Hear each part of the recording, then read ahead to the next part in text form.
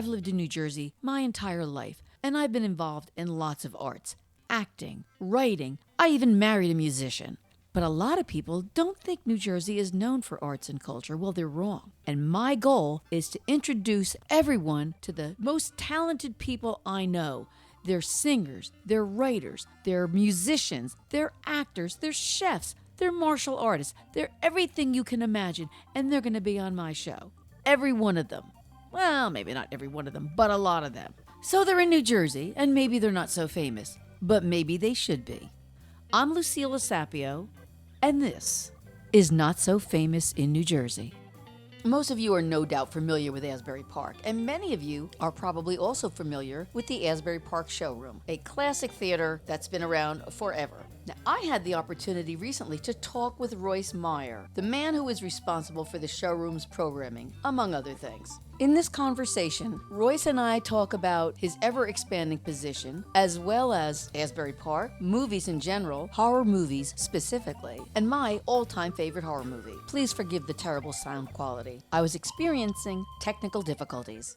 Hello, Royce. Hello, thank you for having me. The showroom is I guess you'd say like a classic cinema in Asbury Park, or how would you describe it? We're actually going through some transition right now. We were originally a first-run movie house. Last year, due to many technical difficulties, we went on a little bit of a hiatus, and we are now reopening in more of a repertory style, but holding on to the events-oriented aspect of things. So there's live performances as well. So what kind of live performances? We just had James Dalton, who's singer and sort of storyteller. We had a fellow named Ben Miller who mixes science with comedy. And we have an ongoing comedy night called The Scoop that 3 business owners from Asbury, from Amici Gelato Shop, Wacky Tobacco, and DJ's Delights, got together and have been doing the last Monday of each month. And they've really developed a following. 3 of them are real characters. Yeah. Are you programming director, or is your job a little more expansive? My job title is ever expanding, but the stuff I enjoy most is curating the programming. I mean, when I first came on at the showroom, we're still doing first-run films, and it's sort of funny, they weren't actually hiring at the time or even accepting resumes. But I hounded Jeff Lindenberger, our previous general manager, who is now a very close friend and mentor. So they kind of told me we're not hiring, and I was sort of like, well, you know what, I think you are. And that's how I wound up there. And sometimes that's what it takes, Yeah. Sometimes you need to be aggressive about it. Well, as soon as I heard they were reopening, I really, really wanted in whatever capacity that looked like. And it started off as primarily, I have a background in box office. From a concert venue I worked at for about 10 years in New York called Town Hall. Oh, yeah, I know Town Hall. So I knew the box office end of things, and Jeff really took me under his wing and taught me how to program the projectors and do all that kind of more technical stuff that I was a little intimidated by, actually. My first sort of stab at curating was spearheading a screening of The Living End, which was a film from 1992 that was having its 30th anniversary. And it was an important film as far as new queer cinema went, and was the 30th anniversary of the coining of that term by B. Ruby Rich. It was kind of a angry response to the AIDS epidemic, and but also a very funny, dark, funny film by Greg Araki. It was a risk, and it paid off. We got a great audience for it. It really opened some conversations. Asbury's a great venue. Yeah. Exactly. So it opened some conversations that I thought were important. And from then on, I was kind of spearheading the occasional screening. This was when we were still doing first-run films. Right. Looking at the programming that you've had and what's planned in terms of movies,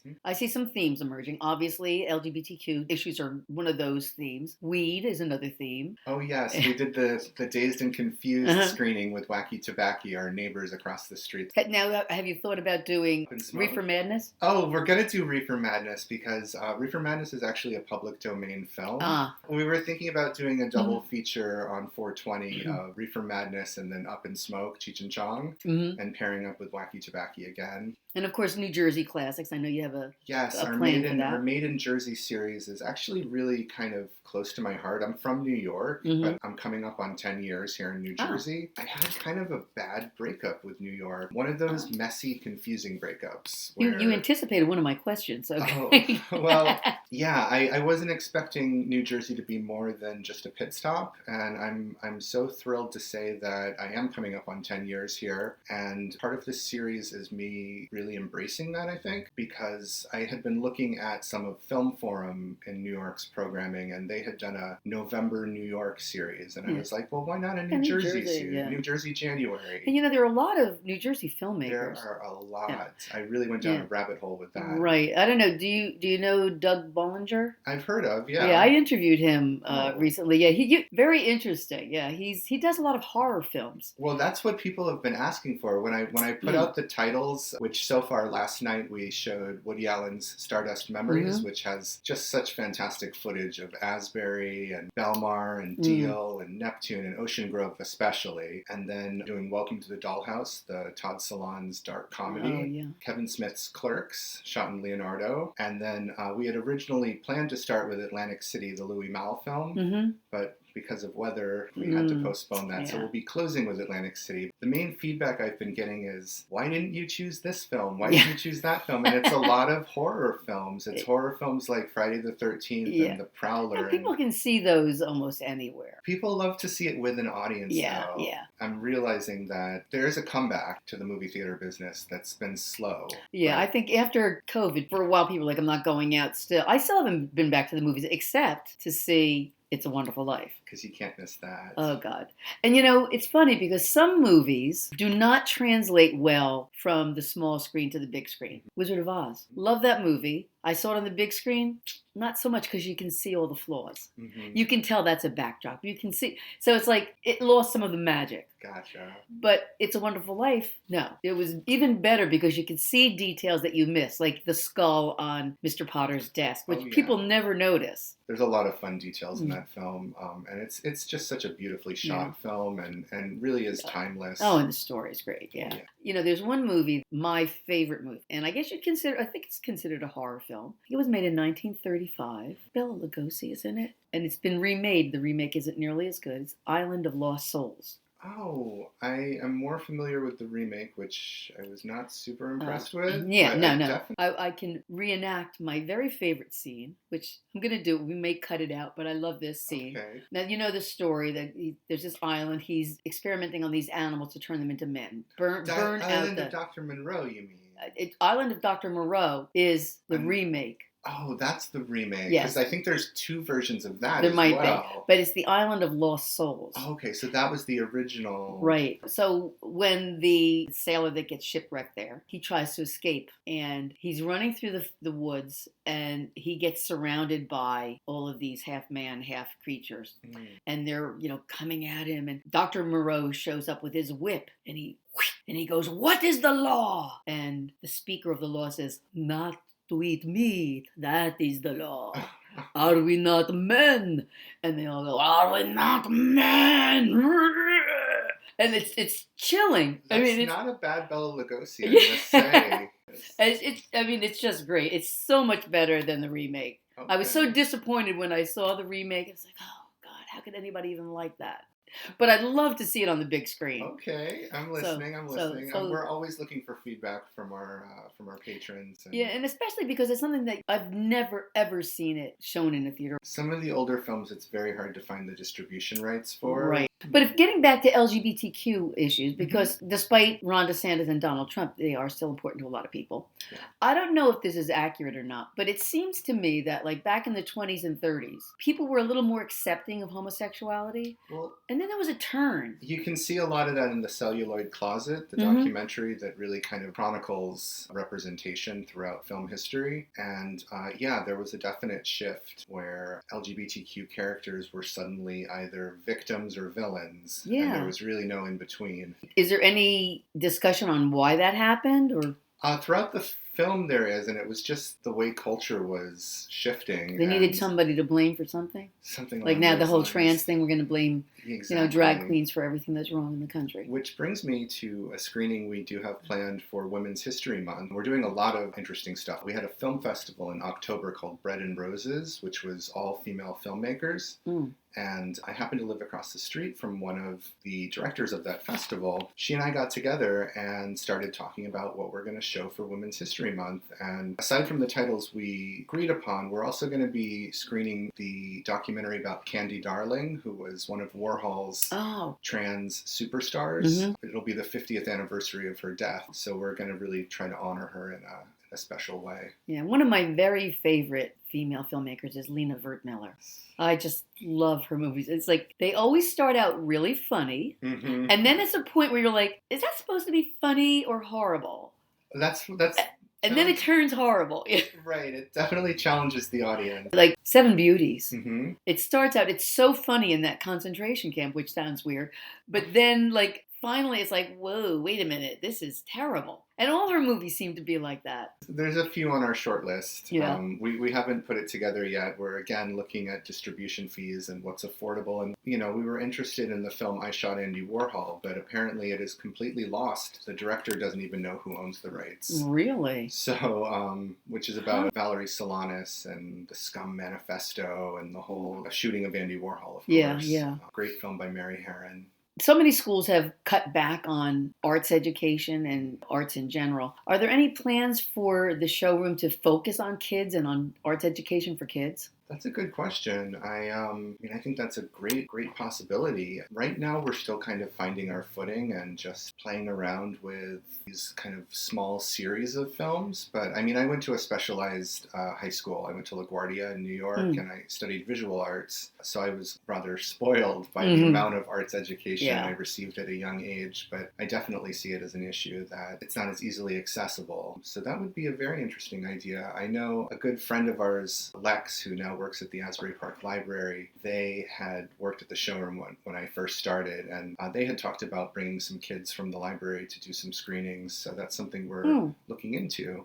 When I was growing up, Asbury Park was like you went there to go to the boardwalk. That was the thing for Asbury Park. What was the impression of Asbury Park you had before you moved there, and how was that different than you had imagined? My mother moved to Ocean Grove shortly after I graduated high school, which is over 20 years ago now, back when Cookman Avenue had every other storefront was empty. Yeah. I've been here about 10 years, and I feel like there was this gradual transition that then kind of sped up rapidly, and all the rents went up, and all these, we're showing the film Atlantic City, which is shot in 1979 and came out in 1980. And I think there's a lot of parallels between the kind of juxtaposition of deterioration and renewal that took place in Atlantic City, and not necessarily for the best. Right. Like none of the renewal in Asbury Park is on the west side. Right. It's all the boardwalk and downtown. Yeah, and it's all for people of a certain income.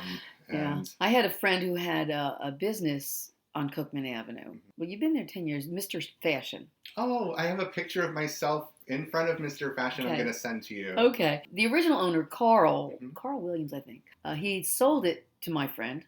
And after a few years, he got a notice that he was going to have to vacate it for 3 months while they renovated. And then his rent was going to double. So like many other black business owners in Asbury Park, he was just basically pushed out of the city. Priced out. Yeah. He had to move. He moved to a strip mall in Ocean Township, and of course, didn't work. 'Cause people that went to Mr. Fashion went, oh, it's not here anymore, and they just figured it was gone. And that had been a thriving business. I remember probably 2004 it was still open, and it was just I found it such a charming spot. What's your least favorite thing about Asbury Park? Aside from the astronomical rents, I guess the lack of diversity, as you said, on the business side. I think that could definitely use some shaking up. Which is ironic, since before it was all black businesses, black-owned businesses, or at least people of color. Yeah. And now they're like none. I don't have a lot of bad things to say about Asbury, honestly. I've been very happy there. I didn't ever think I'd leave New York, and I feel like I've found a home again. Oh, that's great. How different are you at work than you are with your family and friends? I feel like my work mode is very detail oriented, which I am in quote unquote real life as well, just not to the same extent. Like I said, when I have a vision, I want to execute it to the best of my ability. And I feel like that occurs more at work than it does in my everyday life. You'd probably like my pantry because it is so organized. Yeah. The shelves have labels to say what's in it, and then each jar top has the name of what's in it. So when I open it, I can see exactly what everything is. Oh, it's funny that you say that because my favorite Christmas present was that label maker where you like click, click, click, click, clack to get to the letter you wanted and then press down hard and it made those embossed label stickers. I use those everywhere, except the adhesive doesn't work that well. I know. Everybody, that reminds me of that Seinfeld episode where he labeled all the boxes and all the labels came off. That sort of happened with my Operation Clean Up My Closet project during the pandemic. Yeah. All my labels fell off. Yeah, one of my goals was definitely to get better organized this year because I'm in charge of both the programming and the social media accounts for the theater and to a certain degree the website upkeep. It's a broad job title. So what did you want to be when you grew up? I always wanted to be an artist and involved in the arts in some way. What other arts are you involved in, even just personally? I'm more of a crafter, which I think it's a bad name. I know. I feel the same way because I like a lot of crafts too, and it does seem like crafts. Yeah, it's got a connotation. But I had been to Sweden a couple of times in my 20s, and that's where the Raya rug originated, which were the large-scale shag rugs. And I got really into buying up vintage Latchhook rug kits off of eBay. When eBay was still affordable, and sort of reconfiguring the designs and reconfiguring the color schemes. I had done a series of large-scale Latchhook rugs that I was very proud of. So you see a lot of movies, obviously. Yes. Do you have a favorite movie star? I love Parker Posey. We showed one of my absolute favorite films of hers as our Thanksgiving film this year. I don't even know if I should tell this story, but I mean, I've seen the movie. It's called The House of Yes, and I've probably seen it about 20 times. I know exactly what this film is about, and despite knowing that it had some very dark themes, I continued to advertise and push it as this kooky holiday classic. And then the night before the screening, it really hit me that I was about to go up and introduce this film that had some really questionable themes. And you hadn't prepared your audience for that. Exactly. And it was one of the few instances where I needed someone to fall on the sword for me. And I asked my friend Ray, who teaches at Middlesex, I called him and I was like, I don't think I can get up there and introduce The House of Yes and prepare an audience for it with the proper, for lack of a better word, trigger warnings. And he was like, oh, absolutely. He's a bit of an amateur thespian, so he's a total ham. He's like, I'll do it. He's someone I really admire because he's able to, without any sort of script, just get up there and get people feeling comfortable and laughing. And how did he describe it? The film centers around twins that are having sexual relations. Incest. And part of their kinky foreplay is reenacting the Kennedy assassination. And we happen to be showing it on the 60th anniversary of JFK's assassination. Yeah, that is kind of and dark. Somebody on Facebook was like, oh, are you showing this in honor of JFK? And I was like, I had to look at the calendar and I was like, oh my God, this is in such poor taste. And plus... Daria, the owner of the theater, has twins. So I'm like, double whammy. And I'm like, I can't cancel this film. We've sold a lot of tickets. And I was like, I just need you to get up there and like sell it for me. And he did a tremendous job of it. I was really impressed and I've really tried to take some notes from him. In any case, to answer the question, I love Parker Posey. I've been a huge, huge Michelle Pfeiffer fan since I was a very young kid, starting with Grease 2, which I'm a little embarrassed to admit, but... Well, you were a kid. I was a kid, and I just absolutely thought she was incredible. And then as Catwoman, of course, in Batman Returns. I've been really enjoying Margot Robbie lately. And what has she been in recently? Well, she was Barbie. Duh. And we just showed I, Tonya, where she plays Tonya Harding, on the 30th anniversary of I loved Tonya Harding. Tonya Harding was an underdog. I loved Tonya Harding too. That bitch, who was it that she... It was Nancy Kerrigan. Oh, she was such a bitch. So we... Oh, she deserved it. we were giving free small popcorns to anyone who showed up with a bandaged knee. Oh. That was our little gimmick promo, and a lot of people showed up. It was fun. It was the audience really had a lot of fun with that screening, and no one could believe it had been 30 years. Yeah. Yeah. You know what's something I've never seen, and you're probably going to be amazed? The Rocky Horror Picture Show. Well, if you haven't seen the Rocky Horror Picture Show, I recommend you starting with Phantom of the Paradise, which will be showing for the 50th anniversary. It is Brian De Palma's rock opera. It's very much a glam rock, early disco era version of Phantom of the Opera, and it's fantastic. Oh. Now, the thing about Rocky Horror, I've tried to watch it. I think you have to watch it in a crowd, and you have to know all the stuff that you're supposed to do. It's an audience oriented. Watching it on television is like, yeah, this is no, it's not doing it for me. Yeah. Are there movies that other people think are incredible that you think were like just not worth the time? Saltburn. Really? I haven't disliked a movie so much in a Really? very long time. Because I've heard all these people raving about it. Yep. People whose opinions I trust emphatically Isn't that weird? Are so into this movie, and I just I came away embarrassed for the film, insulted as an audience member. Yeah, that's the way I felt about Baby Driver. Oh, okay. I was like, this is one of the stupidest movies I've ever watched. And the thing that people raved about, everything is in time with the music. So what? That doesn't make it a good movie. Right. I don't know. You've seen that movie? I've seen that movie. I think we walked out in the last 5 minutes. It was like, I can't even sit another 5 minutes in this movie. It's so terrible. Like, and I've never walked out of a movie. My friend and I just kept looking at each other throughout Saltburn, and once we realized that we were both on the same page and could start laughing at it, we had a better time, but it was just... People raved about it. It was just trying so hard to be transgressive, and trying so hard to shock the audience, and none of it was moving the plot along. You take a movie like My Cousin Vinny. Now, there's a lot of humor in that movie, but every bit of humor moves the story forward. When he falls in the mud, that comes back later on. There's a reason for it. It's not just because it's funny. Right. But it's part of the plot. Yeah. And to me, that's good filmmaking. That's definitely good filmmaking. You know, just to do something just for the sake of doing it just really annoys me. This was very much shock value for shock value, in my opinion at least. Yeah. We host the Asbury Park Movie Club every Wednesday night, and they've been watching the Oscar-winning Best Picture in chronological order from the beginning. Ooh. And I believe they are up to Slumdog Millionaire now. So they've been at it for over a year, and some of them are doozies. Some of those Oscar-winning Best Pictures. Like what? Crash. Yeah, it's hard to think that that was the best movie. Out of all the movies that year, yeah, you know what I mean? And actually, it is a good movie, but The Music Man, that got the Oscar for Best Film the same year, I think, as West Side Story. Oh.